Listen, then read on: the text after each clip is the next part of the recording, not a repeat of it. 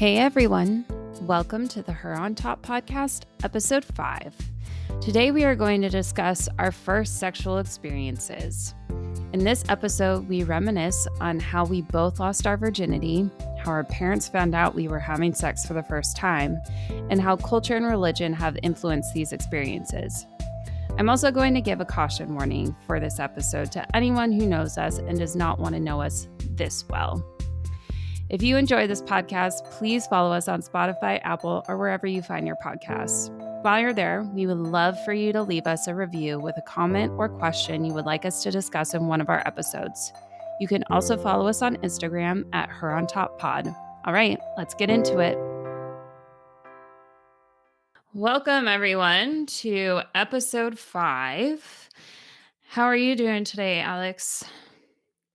Today, I'm feeling fantastic. I'm having a really good day.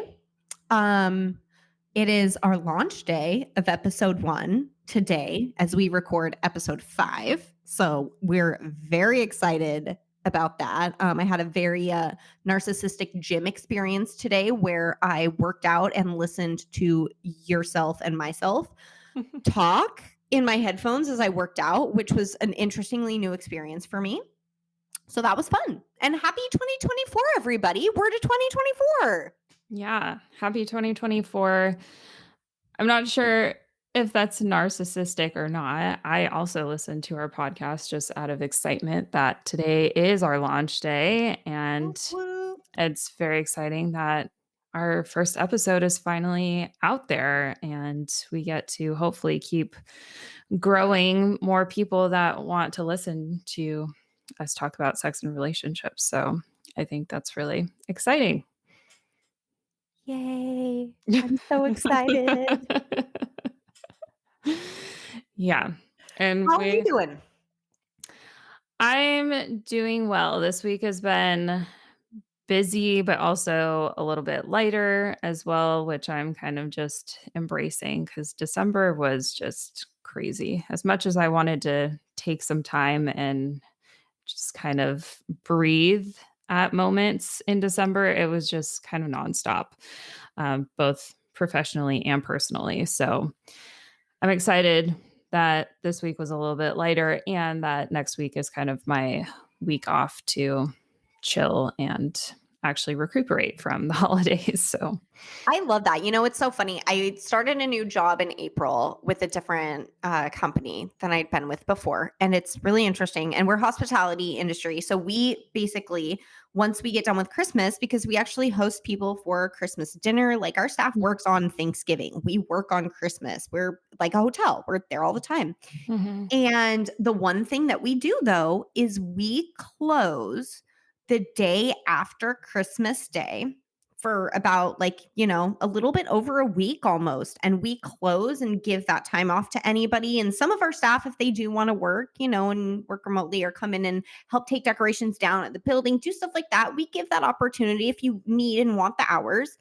But it just gives everyone a good 10 days to themselves after Christmas has happened where you get to unwind. And I'm like, why doesn't every company have this? Like everywhere should actually have this in between Christmas and January, a little bit like a school. Like your employees have just busted their butt all of December to get everything done, like you said, personally, professionally for this holiday and for the close out of the year. We should give everyone a week off. I'm going to start vying for that as a normalcy thing because I loved it this year. So I am so glad you're taking next week off. Yeah. Yeah. Well, mine is more for the fact that my husband works at Amazon. And he works in their distribution center. So he doesn't get time off until after Christmas as well. So I would have loved to take that week between Christmas and New Year's off, but he wants to wait until January. So next week is our week off to finally get some rest and relaxation and, go have some fun, hopefully. Yay! Yeah. All right. Okay. So with that, we're going into episode 5. Yeah. we have a doozy for you guys today. We are going to be talking about our first sexual experiences and all the things that kind of went with that. So, I think I went first in our last episode in talking about my experiences with my first relationship. So, do you want to go first in this Putting me episode? in the hot seat here. All right. All right. All right. All right. Yeah. Let's see. So, yes, I am happy to go first. Okay. So, Yeah. And these are first sexual experiences with another person. We've kind of already we've looked already gone at over. some of our own first sexual experiences with ourself and masturbation and things like that. So this is really first time having sexual experiences with another person. I will say that goes straight into high school. Mhm. Um, Now I didn't actually lose my virginity until the very end of high school, like beginning kind of going into um my first year in college is actually when that happened. But I mean, like, first other things and like experimenting with other bits of like sexual play definitely through high school. Can I pause really quick and just ask you, what do you think about the term virginity? Because I think that's been Oh, something that, at least in my realm of like therapy and talking about different terms like this, that we're trying to figure out if that's even something that we should still be use as a word. saying. Yeah. Interesting. Interesting. Um, that I guess I haven't really taken the time yet to think about that word and what it means. I mean, to me, yet again, I don't know. Maybe this is also because we went to religious schools. I kind of like associate the word to almost kind of like a religious way of looking Mhm. at virginity. Like, I mean, obviously, yes, like you're meaning it that you have not had sex yet, right? Or Mhm. I mean, and I think it also kind of culturally, I think the term virgin and virginity gets placed as a scale of value historically for women, right? Mhm. So, like for us, it was like it's a valued thing to have this and to Right. still be that, and the Yeah. purity of that. Whereas the exact opposite is it's off-putting for men to hold on Mhm. to their virginity. Right. So I think that it's a really, really weird way that we've used this historically in Mhm. the way that society functioned and moved forward and people got Mhm. married and built relationships with other families and different things like that to expand on land back in the day or wealth or whatever it might be. Like it was a Yeah. bargaining chip. Like it to Right. me, that's how I see that it's always been constructed. So it's really interesting you to ask because I think it's kind of a little BS-ish at this point. Like I Mhm. mean, I feel like we could almost kind of take it out of the vernacular and Yeah. it would be totally fine and just say that like this person either you've had X, Y, or Z different sexual experiences, whether Right. they be like more types of different like foreplays Mhm. and or like oral sex or whatever it might be, but Mhm. getting away from the fact that Yeah, we, that like, it lost something that we yes, needed to hold on to and had some value. Um, yeah, like yeah, it's a hymen, guys. It's literally just it's just a little sheet of tissue. That's all it is. Like this is not like that. yeah. It's Well, been and not everyone has that whole hymen experience either, that you can, quote, unquote, "lose your hymen or break your hymen" from, like, riding your bike or, like, this is very falling off true. a playground Right. apparatus or whatever. So, not Um, everyone has the whole, like, it pop the pops cherry. or yeah, and it bleeds and whatnot. So Actually, I'm friends with an 86-year-old woman, and she always loves to tell me that the first time that she had sex, she doesn't even really remember it. So she doesn't understand this whole thing about, oh my God, it's supposed to hurt and this and that. I barely remember it happening. So So that just definitely tells you that, yeah, it is very different for every person who's going to experience it. Now, I will say though, it was not fun. I didn't enjoy the first time I had sex by any means. Mm-hmm. I didn't think it was that enjoyable whatsoever. Like it was pretty shitty. And we're going to go really quintessentially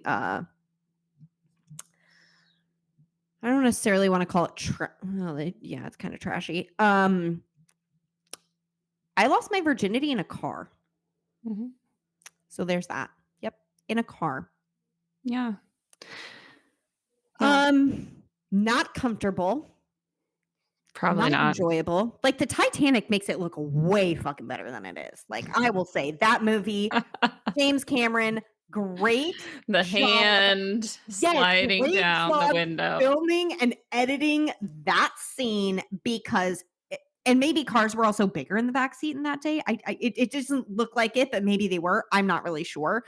But yeah, it looked way better in the movie than it is in person. Actually, have sex in a car. That's kind of like nowadays with like shower sex. I'm like, why? Unless you have 2 or 3 shower heads in the shower, so no one's cold. Like that's not fun. Like who Yeah. wants to be wet and Well, and cold? water is not a lubricant. Just so No, people know. it, It's not.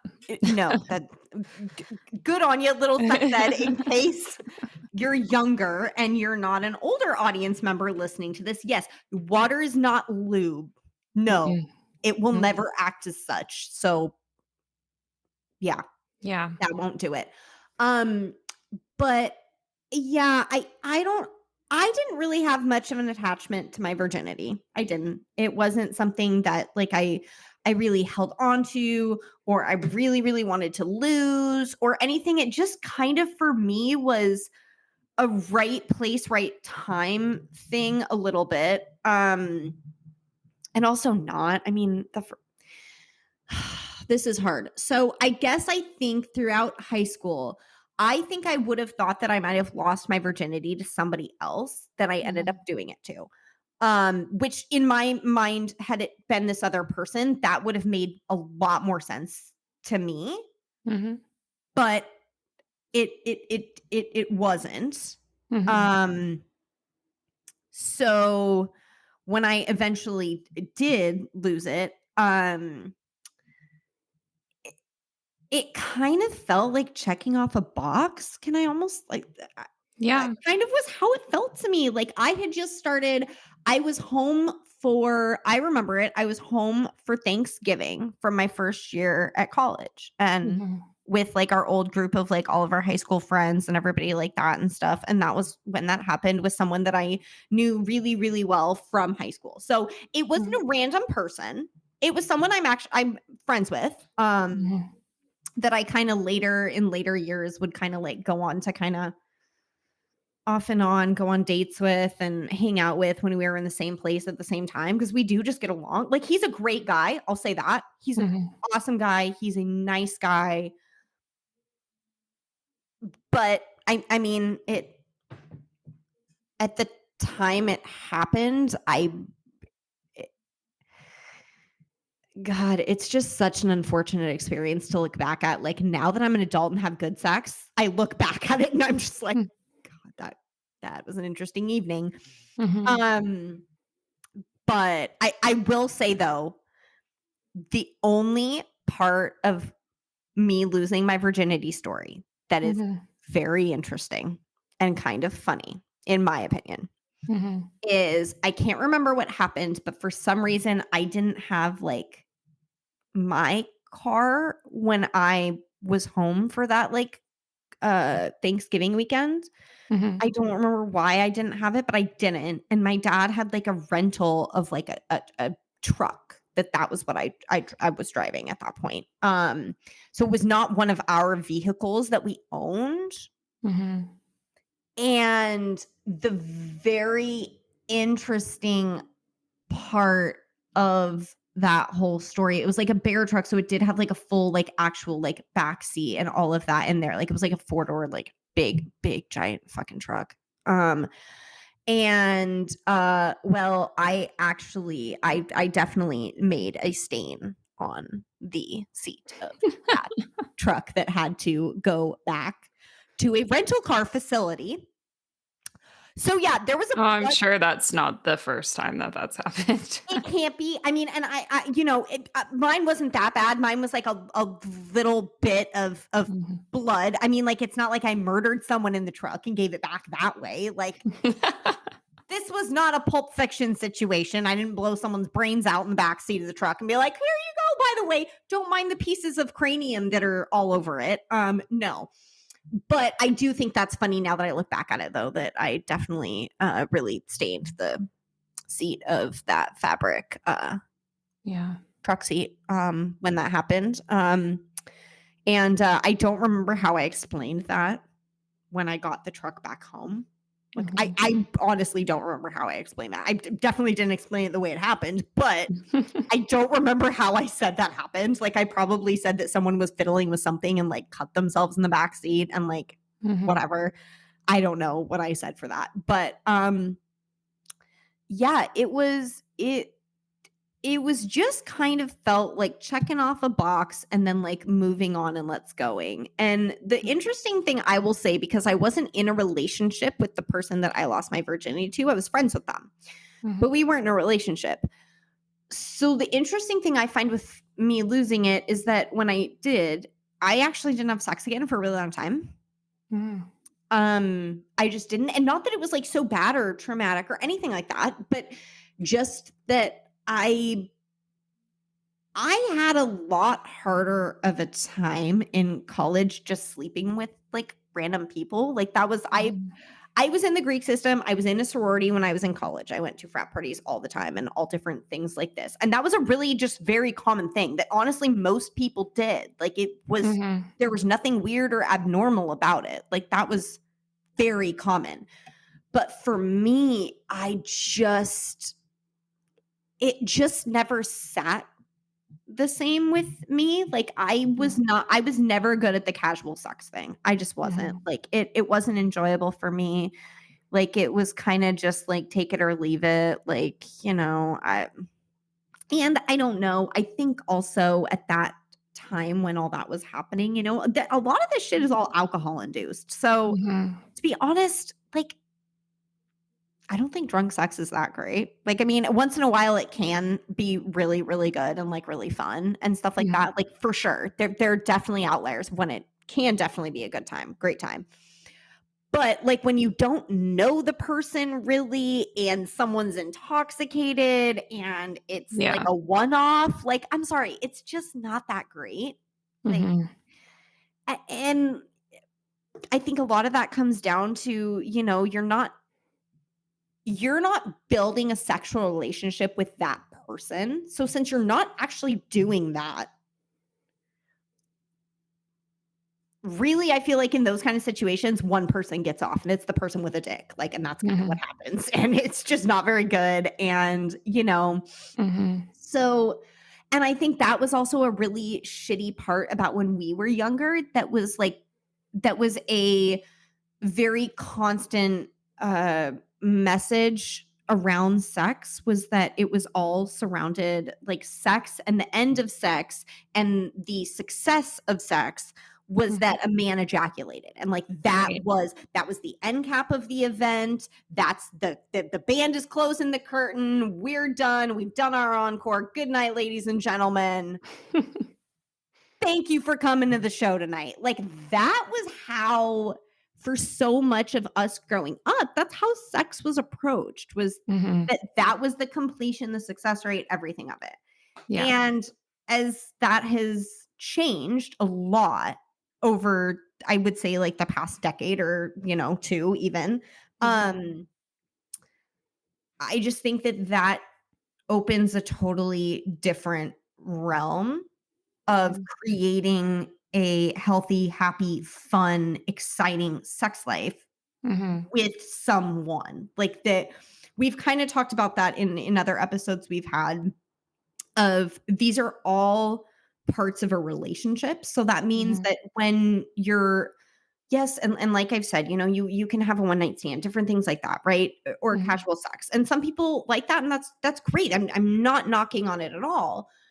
But I do think there is something to be said for building a sexual relationship with another person and the Yeah. different things you will get out of that versus Right. it just being a one off a little bit.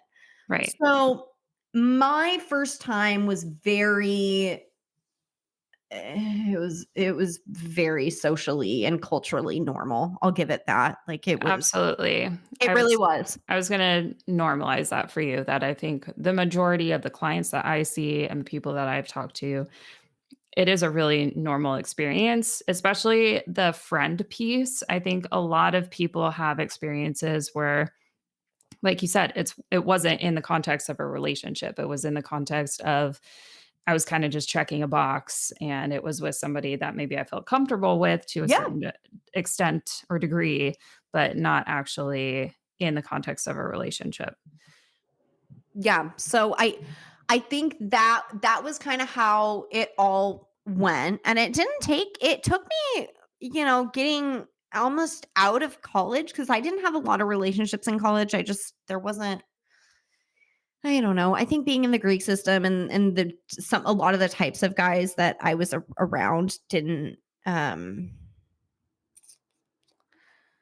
they didn't do it for me, I guess I can say it that way, like, I just wasn't intrigued enough to, like, want to be with you, and, like, the idea of casual stuff didn't really interest me that much, like, I am not that kind of person, so I Mhm. was happier just being single and doing what I was kinda doing and, would go on dates and different things and try, but it wasn't until I, really found somebody that I thought I was really, really intrigued by and really interested in, and all of this stuff of the mental side of it that came Mhm. into it, that's when my sex life, I think, really changed and got really different. And Mhm. that was also through building a sexual relationship with another person and building this space together. Yeah. So Yeah. yeah, so I think I had a very, very normal loss of virginity. If I Mhm. could go back and do it over, would I? Probably not. I don't really care enough. Like it wasn't traumatic, it wasn't Mhm. bad, it wasn't anything. It was just kind of meh. Yeah.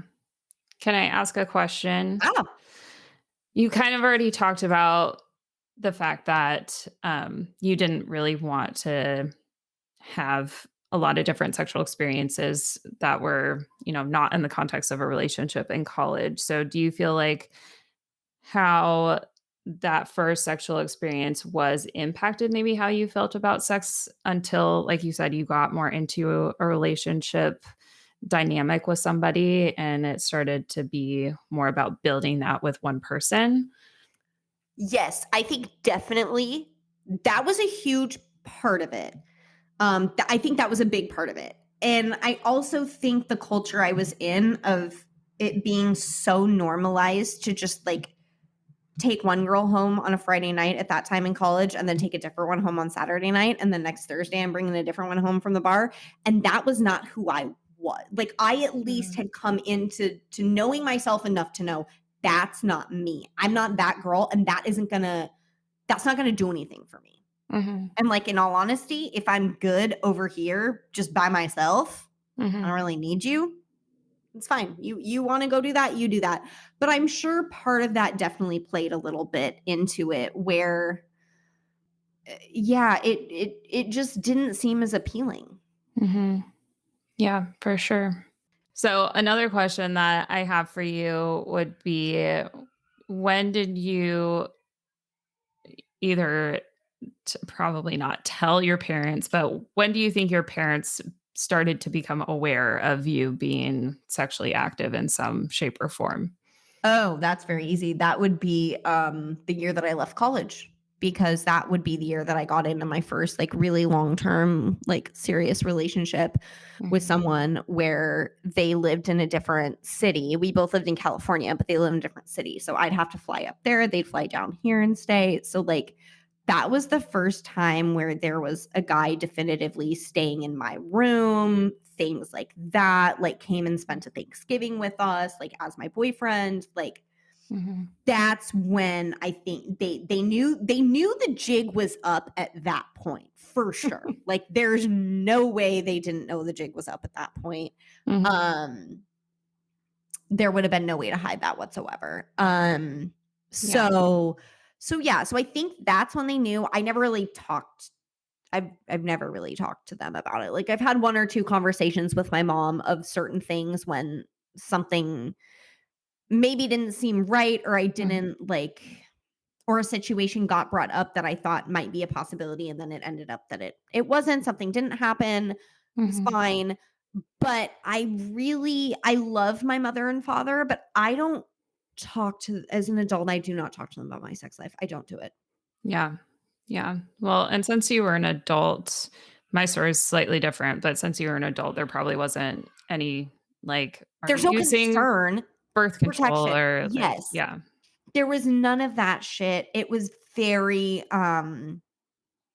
yeah, it was I was a grown adult at that point. So in my 20s. So there Mhm. wasn't much to be said for that, and I just have a very interesting relationship being the only child to my parents and a Mhm. girl, and us Mhm. not having the greatest, like, boundaries with everyone, where it's like, that's one boundary I can have is my sex life, and you 2 know literally everything else that happens in my life, so maybe that's the one thing you guys don't need to know, Mhm. you know? But yeah, so that was when I think they really knew, and Mhm. there was no issue with it. I mean, no one liked him though, so there was that. No one The guy really told me that until a lot later. It's like, okay, well, that would have been helpful for me to know at the time maybe, but okay, thank yeah. you guys. Are you talking about the person that you lost your virginity to or the person that you were in a No, long-term the person that I was relationship? in a long-term relationship, like, Okay. no, the person that I lost my virginity to, my mom adores that kid. Yeah. Yeah, my mom adores that kid Yeah. wholeheartedly. Does she know that you lost your virginity to him? No, I don't think so, no. She knows we dated, like, on and off later. Because after I left California and moved back up to Washington, there was a Mhm. point where he had moved back to Washington at the same time, and we would kinda do stuff together a lot, and kinda were like we would go on dates and do little things like that and stuff, and it was really fun, and Mhm. she loved him for me at that point. She was like, "This is a great difference from what you had before, like, I Mhm. he's great." So, yeah, and then I think that's the other nice part about, even though I lost my virginity in such a somewhat trashy way, the way that that all went down, I don't think it's trashy. I think that's a pretty normal experience. I think it's pretty normal for me. I find it a little trashy to be like, we were drinking and, just did it in the car. But no, very Mhm. normal. But Mhm. n- I don't find it my most shining proud moment. I'll say that. Mhm. Um, but I think the one piece of it where I've never regretted any bit of it, or it being that person or anything, is because that person is a good person and is someone that my family does like and Mhm. approves of and Mhm. knows. So I that part of it for me, I think, always makes it a lot easier Mhm. Yeah. to not have any regret of it at all. Yeah.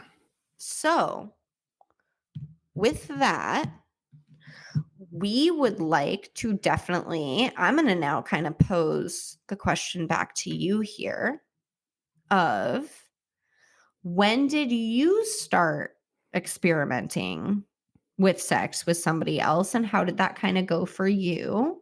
Mhm. And we will get into that in just one moment.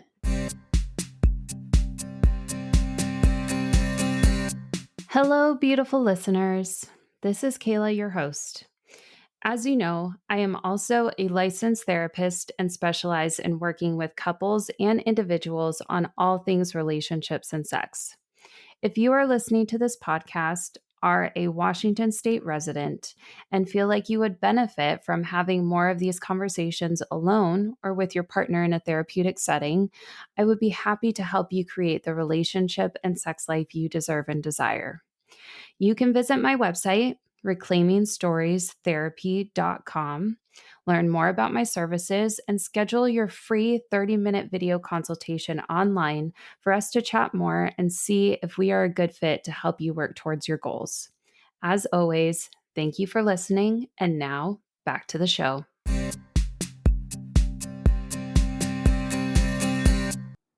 All right, guys. So we are back here, and Kayla is going to kind of bring us through Mhm. how that experience went for her and how she kind of lost her virginity and what that was like for you. Yeah. So I'll start with my story, and then there's a few aspects of this that my therapist brain kind of wants to bring to the conversation too. So, um, if you guys have listened to our last episode about kind of our first relationships and what those were like, I had my first sexual experience in the context of my first relationship. And it was earlier than Alex's experience and earlier than maybe some people would think is deemed okay, or I don't know, I don't wanna say appropriate, but just, Culturally acceptable. culturally acceptable, that's a good way to put it. Yeah. So I was 15 and I was in, my first ever relationship with a boyfriend that I stayed with for a year and a half, I believe. Um, and so I did have kind of the opposite experience where this person was the first person that I kissed, was the first person that I did any type of physical sexual stuff with, and we built up to it over time. And so I think for me, that was such a positive experience that I could explore all of this within the context of a relationship. Granted, we were 15 and it was a high school relationship, but a relationship nonetheless. And so I would also say that, like, our first time was not great, but I kinda love that it was not great because that's normal. Yeah. Most of the time, it's not gonna be great, especially when this is a totally new experience for both people. Um, and, it was awkward, it was not that long, not, no shame to the other person at all, just that that was a normal experience too, that it was just kind of like, we don't know what's happening and we're just trying to figure it out. Um, but yeah, I think it was nice that it was kind of like, well, that was kind of a bust, but then we kept being able to explore it and develop it and grow it into something that was actually a really, you know, in my opinion, good sex life in our relationship. And I think it was cool to develop that over time with the same person. Um, a few aspects of this that I wanted to talk about first was the fact that, for me, I lost my virginity in my own room in my house. That's very Um, comfortable. it, it was very comfortable. But I think that, like you were saying, you lost it in a car. I think that's so normal because I think our culture is very uncomfortable with kids exploring sexuality within the context of their home. Yes, we are Eh, not like Netherland countries where No. it's like, "Hey, you're gonna do this. That is perfectly okay. It's a Mhm, normal, natural thing, but we mhm. want you to be safe." Yeah. Like, literally safe, like condom Mhm. protection, birth control, whatever. Right. We would rather you be at home under our house, and we Mhm. know you're okay than you going off to hide and do it. Like, that's Yeah. where it kind of brings the connotation, like you're saying, of where you're going off to hide. Mhm. Yeah, and not to say that there wasn't any of those moments in my Oh, early 100%. sexual experiences either. Um, You guys I were would younger. yeah, I would kind of classify, like, from this point to probably when I went off to college, as I know Alex has said many times how Kayla was the angel child, but I think it was in the normal realms of what teenagers do, but I think this was kind of my quote unquote like bad girl period where I I Definitely. started to explore sex, and that was kind of the one thing. I didn't drink alcohol, I didn't do drugs, I didn't, like, wanna dabble with any of that, but I think boys were one thing that I really wanted to explore, and, I had this relationship, and then I had some other relationships after that, or people that I just had some sexual experiences with, um, but yeah, I mean, there were definitely times where, like, there was some lying about where I was to my mom or sneaking out in the middle of the night to, yeah, go hop in the car of my boyfriend that was parked outside my house. Um, I So, forget that he drove before us. and this is not who you're thinking of. Uh, Oh, never mind. yeah, Okay. it's a different person. Okay. Um, yeah, and I actually got caught in that situation, but we won't go Wait, into that. Yeah, wait, no, that's a fun story. No. no, No, no. What no, year of it's high school was not. this? You a Uh, junior? I was either junior or senior. It was after my Okay. first relationship. And you were dating somebody else? I was dating Kind of. somebody else. It was the relationship I had after my first relationship, and yeah, that snuck out. We were doing some stuff in the In back the of the car. car, and my mom came outside and found me partially naked in the backseat of my boyfriend's car. What'd you Yeah. tell her you were doing? Well, she knew what I was doing. Oh, she knew you were going to get in his car. No, she came outside while I was in the car. I know, but, like, when you snuck out, like, you didn't Oh. tell her you were even going out of the house? No, it was the middle of the night. She was asleep, Oh. but she must have Oh. heard me leave or, And like, open waited the and then door. came down.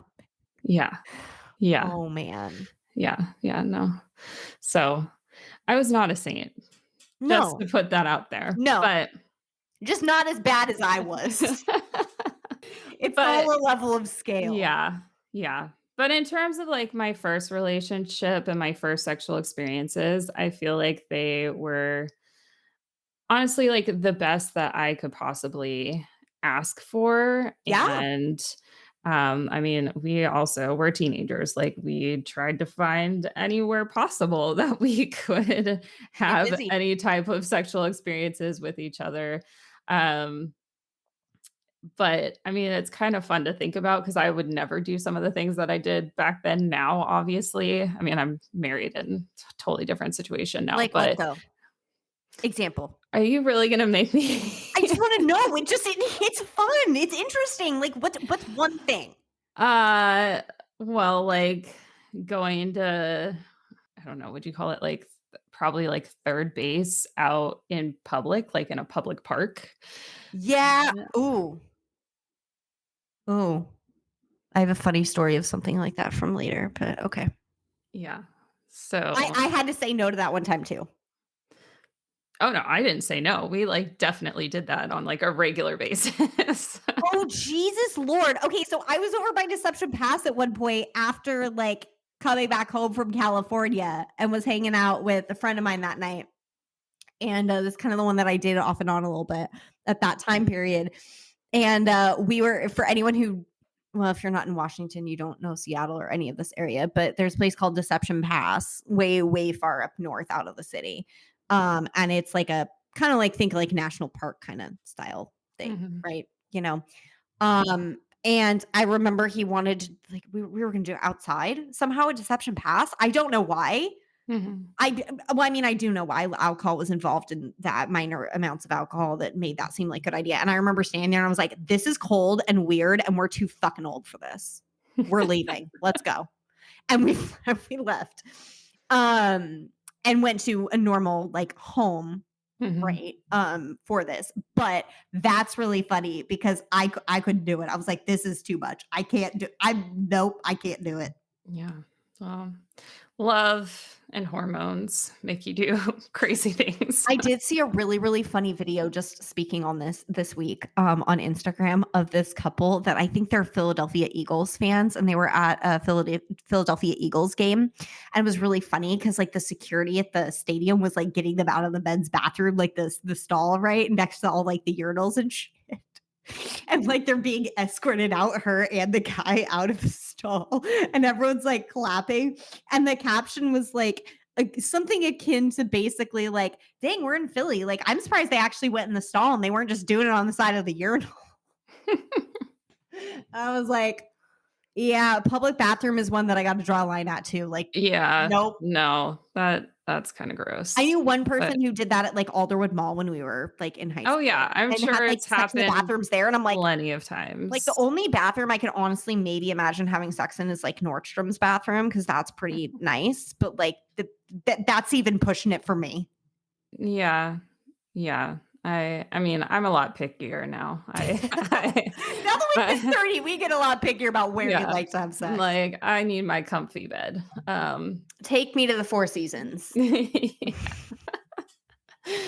Yeah. So, but I think just in general, it set me up having sex within the context of a relationship to know honestly like what good sex felt like Yeah. and that my pleasure was important and just that was kind of what I always wanted. It doesn't mean that I didn't have random sexual experiences with Yeah. people, but I think that kind of laid the groundwork for I know what I actually want And like, and and yeah. And one, I was always going to take control of my own pleasure and two, eventually when I did find the right person, like that was going to be a really important factor in choosing that person was do we have good sexual chemistry together? And 100%. yeah, I don't know how people actually stay in relationships without it. yeah. I that one I always wonder on that, like how on earth you manage to Mhm. do that for that many years. Can I ask a Yeah. question? Yes. Okay. So, since you guys were basically like, sophomores in high school, you're younger. Mhm. Um how were you guys learning and like other than like trial and error? Like obviously I get Mhm. trial and error 100%. Like Mhm. there we go. But how were you guys watching porn together and like trying to figure out like different things that you could do and like what you wanted to do? Like so since that's so different from the way that mine was, and I didn't have anything remotely close to like building a sexual relationship like that until, like I said, till I was Mhm. out of college and like in my early 20s and in a relationship. And at that point, also the other person was, a decade older than I was. So had been having Mhm. sex for a lot longer and, different things we could try and do, whatever. Mhm. But at 15, you don't have all that time that's been had to do this thing. So how were Mhm. you guys developing that and like learning what you wanted? I mean, I don't have a great recollection of this, so I don't Oh. have like a great, definitive answer, but I feel like it was kind of more self-study that again, going back to some of our earlier episodes, like I had kind of already done a lot of self-discovery in that Yeah. area for myself, so I kind of already knew like what I wanted and needed. Okay. And so I think it was kind of trying to pair that with What another he person Yeah. and figuring out, how do we do this together? And like I said, we'd built up to this. So it wasn't just like this random experience. It was like we'd kissed, we'd, gone to first base, second base, like all the things and explored those things first. So then it was kind of just like a natural progression to keep going. And I don't know if we had great communication around what we liked and didn't like. I think that we did, but I don't know. I think we kind of just like figured it out probably through trial and error and talking about what we liked, what we didn't like. Um, I think I That would makes sense. imagine that's probably what happened. Okay. Um, and, we were also like cognizant of birth control and things like that. That I remember, you know, I think at one point he like went to Planned Parenthood and got like the free condoms. And then we like went to, the drugstore together and bought condoms together. So that was something that we were taking responsibility for. Um, God, I feel which, oh, go ahead. Oh no, I was gonna say just had a funny story on condoms. God, it's so funny. I've different periods of my life, I've gone on and off birth control just because I have Mm, different little issues of things with my cycle and things like that. yeah. So I've gone off and on various times over the years, right?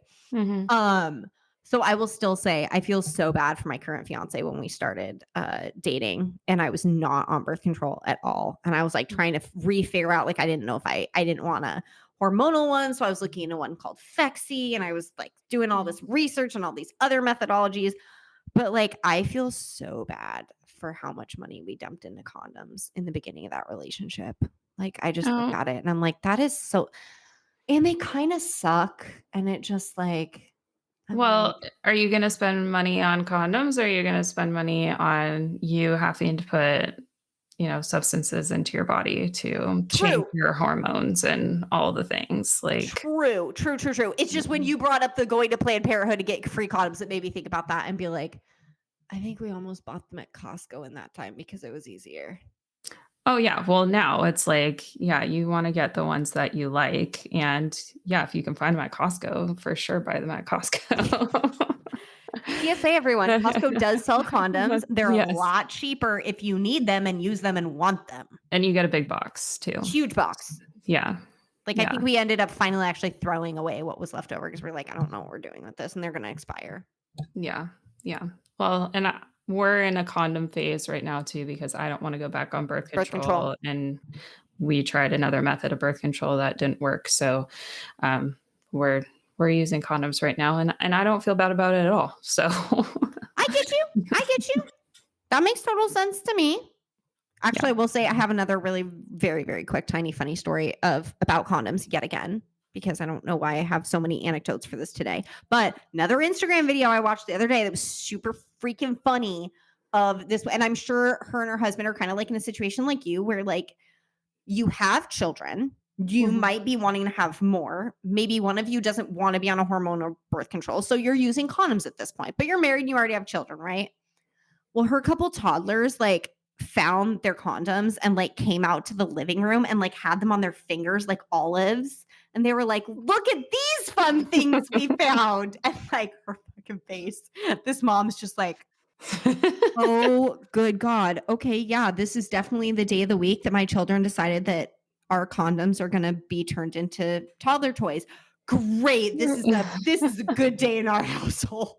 And I was just like, "Oh, girl, I feel for you. I'm sorry about that." Like, I don't even know where you go with that of like, I'm so glad you like this, but for the love of God, let's also maybe not put it in your mouth because that's a lot of chemicals. But, gr Yeah. great. Well, I think not shaming them is a really Yeah, important thing, but then also, like, let's just take these away for now, and we have these other aren't. toys. Yeah, we have other toys. So, but on the birth control train, going back to my story, um, this kinda comes to how my mom found out about this because did I tell her?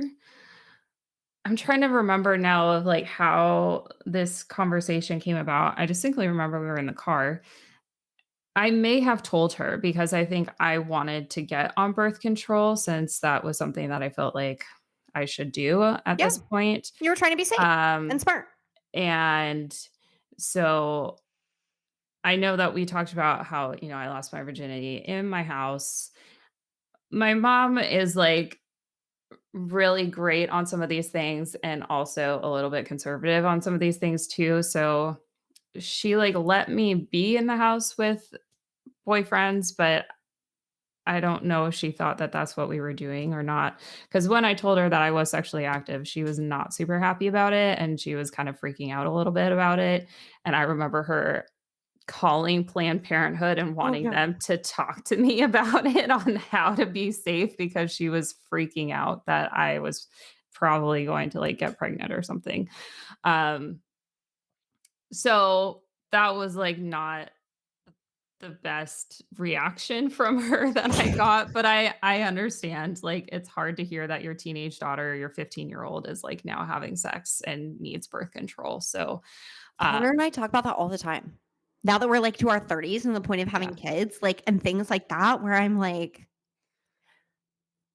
"You can't terrify her and, Yeah. like, push everyone away, and you're gonna have to recognize that she'll probably have sex," and it's like, "La, la, la, la, la, la." I'm just like, "Okay, well, you know what? I'll take one for the team on this one. I'll do Yeah. that if it's a girl." But okay, is it not, can I ask you? This is an interesting one to me, but on the topic of like your mom finding out you having sex, Mhm. everything like that, and you were a girl. Mhm. It's very mentally differently constructed when you have a daughter who can't Right. get pregnant right? Versus Right. a boy, which boys can get STDs, they can get STI, all kinds of things can happen to them Mhm. too. Like Mhm. your dick could eventually fall off. I don't know, but not really, but you know what I mean. Anyways, but the way that people approach it so differently when they Mhm. have a son versus a daughter having sex is so interesting to me. So can I Mhm. ask you, do you have any like little, since we're having this conversation, do you have any little like things of like and you guys, her son's gonna be like 2 this year. Mhm. So we've got plenty of time for this. Like this ain't coming quick. But do you have any little bits of things that you kind of think about for when your son gets to that point and like how you and your husband might like handle and deal with that? Well, I don't know if we've talked about it together on how we are going to approach it, although most parenting things tend to come from me first, and then he kinda just follows what I wanna do.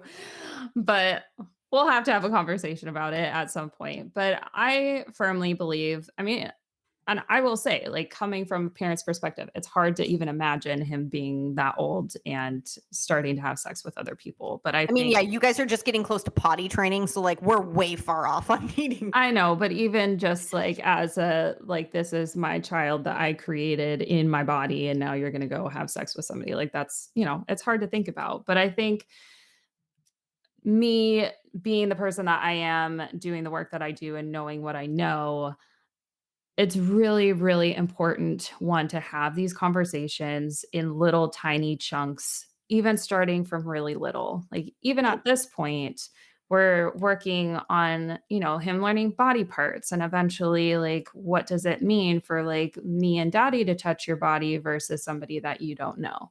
And, Yeah. how do we create body awareness and who's okay to touch you and who's not okay to touch you and how to say no and things like that. So, all these little building blocks to them learning about sex and sexuality, it really comes from having these small conversations throughout their childhood. Because when they're 15, 16, have raging hormones and are already wanting to explore these things, that should not be the first time that you are having a conversation with them about what sex is. They already know No. what sex is, They've whether learned it everywhere else. So like yeah, and right at that point, all they're doing is picking up what they can find that right. you're not explaining to them. Right. And, studies show that the more information kids have over time, it actually creates the opposite effect that most people think, that they will actually create, a healthier relationship to sex and probably want to have sex later in life than if, they don't really know anything and they want to go out and explore it because they don't know anything. And so they start exploring it a lot earlier and with less information on how to navigate all of that, and probably are going to have a higher rate of negative experiences because of that. So, So true. I mean, I've watched documentaries on how different countries approach sex, and it's right. fascinating when you do it in the way that you're saying, in small chunks, starting younger. Of Mhm. and we're not being ridiculous here, saying that Mhm. you give like a 3-year-old a full on like seminared lecture of everything about sex. No, it's No, small it's little bits that are small little appropriate bits, for them age at the age appropriate. they're at. Exactly. But Yeah. building on this part of them and the Mhm. way that other countries do that, and people who the research has shown that there's less STDs, less STIs, Mhm. there's less teen pregnancies when you do Mhm. approach it from this way Yeah. because it's coming from an educated, logical, normal perspective, like Yeah. unlike what you said of what happens a lot, unfortunately, in our country, which is no one talks about it. And then Right. kids go play with it. And like you said, negative experiences happen. Right. Well, and this was a piece, we're getting low on time, so I don't know how long I can talk on this, but this was a piece that I wanted to bring into my experience too, because Yeah.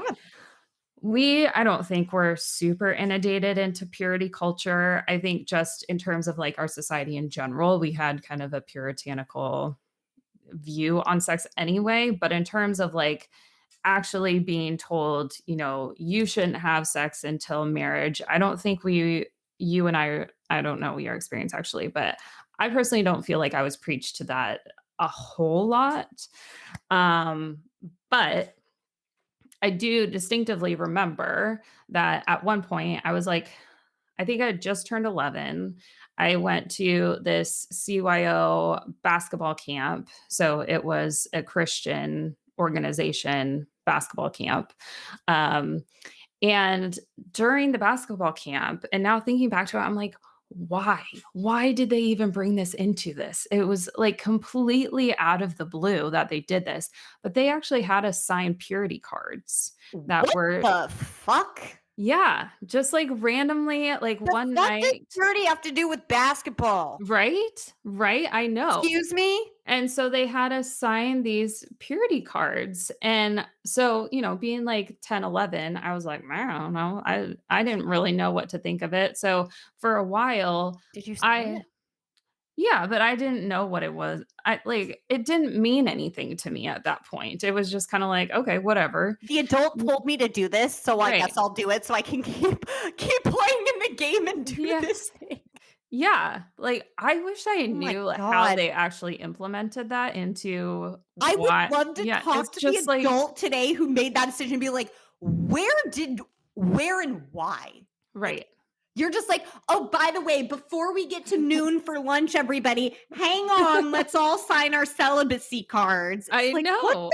what? I know. What? I would actually, I'm not gonna lie to you. Now as an adult, if my child came home and told me that, I'd be angry. I'd I be would be calling livid. I would be calling them and saying, what and why? Yeah.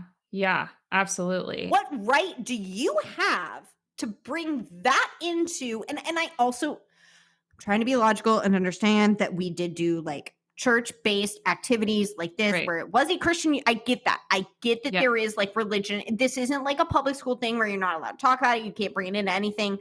I know, but I get that, but why? it makes no Yeah. sense. I know. It was such a random context for that. But yeah, and I brought it home and I remember having it in like my bedside table drawer for the longest time.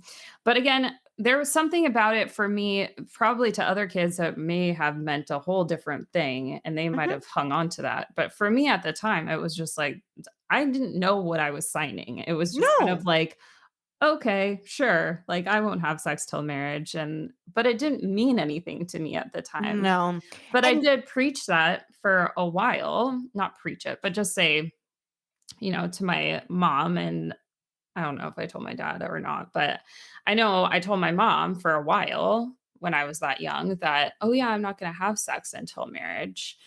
And so it was interesting when I started telling her that I was having sex at 15, she like kind of freaked out because she was like, "Well, you've always told me that you were going to wait until marriage." And I was just like, I think I said I that because I think that was what I was supposed to say, but exactly. I didn't actually form that opinion. And that's very different if you fully form that opinion for yourself. And if like I I, I can't put myself in this person's shoes, but if you see your virginity to you as Mhm, something that is like sacred and that is mhm, what you believe, like you're mhm, entitled to your belief and you're entitled to do that the way that you want to do it. I mhm. just don't think like from what you're saying in this story, that wasn't your own opinion. That was Mm-mm. something that got shoved at you and Right, you didn't have a reason to say no to it. Like right. there was no reason you were going to put up a fight over doing this, but Yeah, it also wasn't your 100% choice. yeah. So I know other people probably could have or probably did have different experiences with that, but I think I'm just thankful for myself that I just did not take it very seriously and I changed my mind obviously. Like I grew up a few years and I was a teenager, I had hormones, I had a boyfriend and it didn't You even changed your occur mind. to me that that was, like, something that I needed to, like, hold true to, and so it was really interesting for me, for my mom to, like, bring that back and feel like I, like, went back on my word somehow because I changed my mind, and I think that's something that I've experienced less so with my mom, a little bit more with my dad, but something to also keep in note to kind of your question before of kids are going to change their minds. Who they are at one point in time is so not who they are going to be.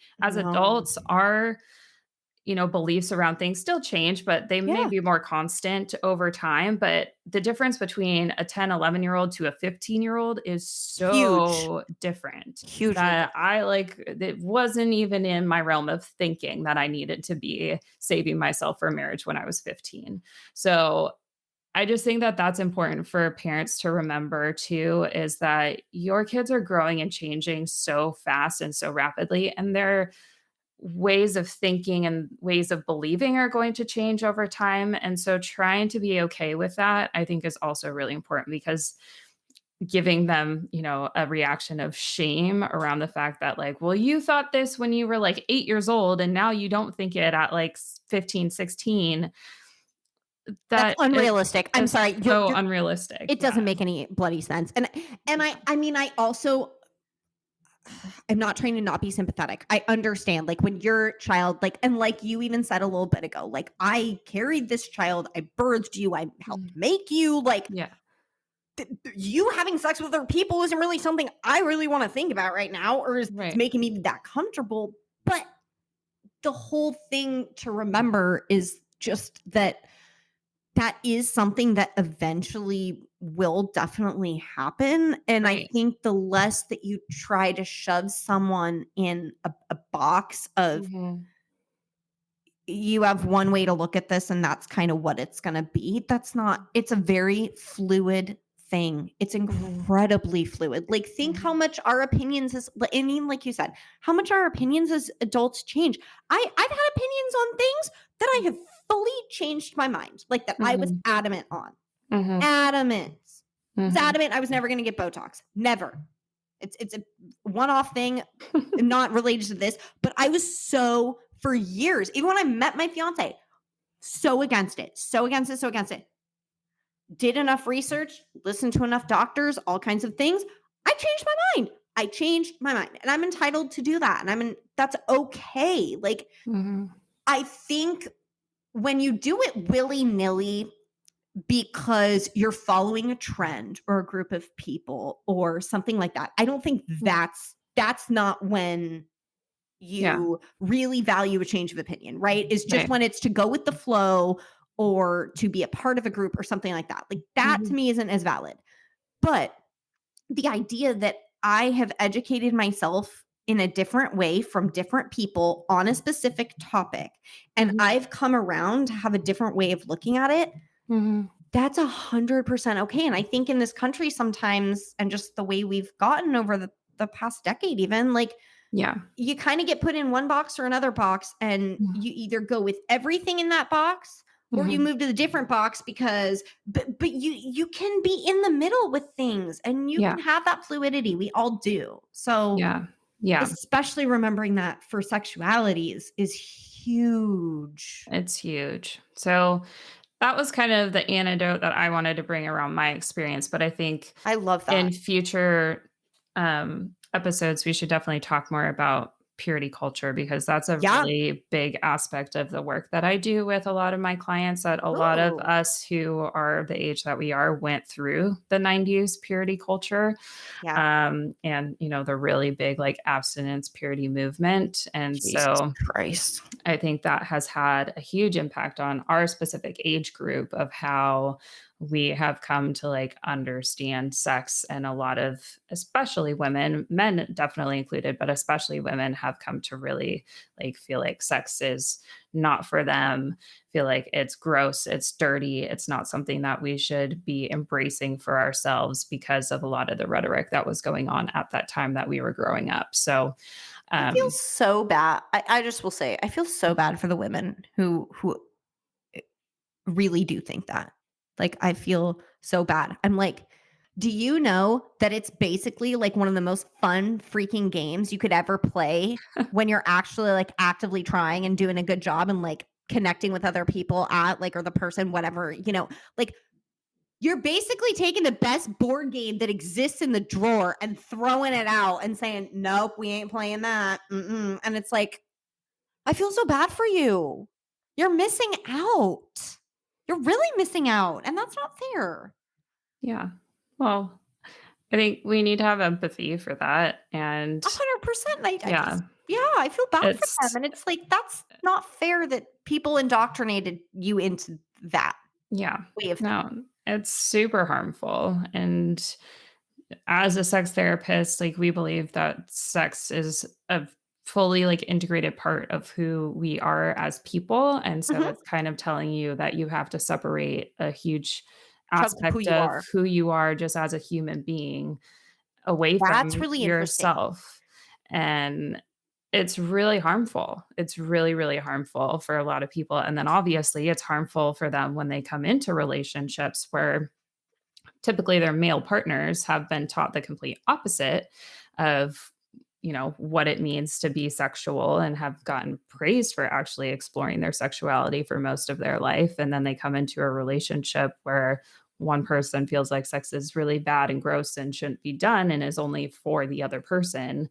and a partner that genuinely, most partners like really just, they want to connect with their partner, they want their partners to feel good in that experience, they want Yeah. to feel like we can connect in this way. And then that's when they usually come to see me because they're at an impasse of like one person wants sex and the other One person doesn't. doesn't.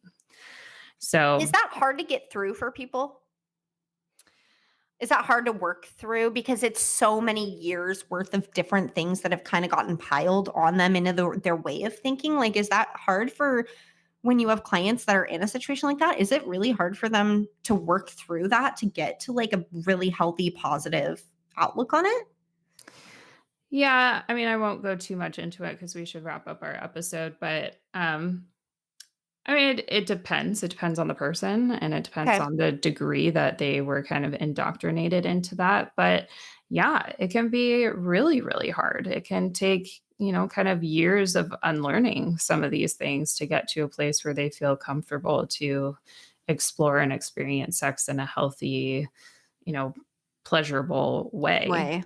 But I mean, that's literally one of the biggest things that I work with, and I think most of the sex therapy community works with. And my professor that I started learning about sex therapy from in the very beginning, that was kind of her passion project. And she's written a few books on the purity culture and how that's impacted our ability to feel okay and positive about sex. Um, That is really I think I think 100% we will do an episode on that because I think that's very fascinating. yeah, yeah, for sure. So, if you are someone out there that is feeling that way, please know that there is hope for you and it's okay and normal. And a lot of people are experiencing the same thing of feeling like sex is not for them. And that's why I personally, but I think we both wanted to create this podcast was to 100%. have a place where sex and relationships are normalized because I think that's a big part of it too is a lot of people are feeling like they just don't even know anything about sex or feel really uncomfortable talking about it because, again, it was shamed and not talked about. So I really wanted to create a space where we can openly talk about it and create some normalcy around these things. And you could listen and take it at your own pace and enjoy us telling you You know, all about our crazy stories. experiences that we've had over our lives so far. And also for kind of like you said to for anyone like that who if someone is listening where you do have struggles like that with your partner because you guys have, approached this from very different lenses, please remember that there are people like Kayla out there who are so passionate in the way that she is with helping you through that to get you to a positive space that Mhm. if that is how you feel, please just maybe, do a little looking on the internet and look around and, you know, because or even, you know what? Here's another one. I'll throw you under the bus, girl. Reach out to Kayla. Get in our DMs. Send us a message. Anything. Like I know that she's an amazing resource of somebody who, if you're struggling with that, Mhm. reach out. That's what we're trying to open up here and do. And just let you guys remember that there are people in this realm of our life that are here to also support you. Like you can find a support for that as well. Like that does exist. You don't just have to like do it the way you've been doing it and Mhm. be by yourself in it. Yeah. Yeah, for sure. So, with that, I think we're going to wrap up for today. I think next time we could probably talk about kind of where we are now in our relationships. Maybe we Yeah. can talk a little bit about how we met our current significant others and, um, what our current relationships are like with them, Yeah. if that's I love that. interesting to other people. Um, and And then I here's, think, oh, no, go go ahead. ahead, girl. I was just gonna say, I think after that, we can kind of decide in the next episode how much we get through and if we want to do another episode along with that. But I think once we kind of wrap up where we are currently in our relationships, then we'll kind of be done in doing this chronological order Of our history lives. of our lives, which Yeah. I think has been so fun. I'm having so much fun really diving into a lot of my previous experiences. And I think I've learned a lot just from recapping this. But I think after that, we'll go into a little bit more like topical episodes around certain Yes. aspects of sex and relationships that we can dive a little bit deeper into each time. And also, really want your guys' feedback on things that you want us to talk about too, that we can get into as well. Yes. So if we can be found on Instagram, at our website, there's multiple places you can find us. And yeah, just if there's a topic that anyone ever wants us to talk about for an episode, please shoot it our way. And like Kayla said, if these couple episodes of like the background of us are a little boring for you, we do believe me, we do understand that. So if you kind of want to skip ahead too, like after this next episode, like Kayla said, we'll kind of be getting into maybe a more specific topic that we'll kind of riff on for the episode. And if that one interests you, just keep looking and start looking to see what topic might intrigue you and go for that one too. Like if the first couple episodes aren't for you, that's okay. There will be an episode that is for you. So Mhm. hang in Yeah. there with us. We're getting it going. Yes, yes, absolutely. So, as Alex was saying, follow us on Spotify, Apple Podcasts, or wherever you listen to your podcasts. And please leave us a review with questions or comments you have for the show. Follow us on Instagram at Her On Top Pod. You can also find our website for our podcast at her-on-top.captivate.fm. And as always, we would just love for you to come back for our next episode. Yes, everyone. Thank you so much. Have an amazing Friday, and we will catch you next time. We'll catch you next time. Take care.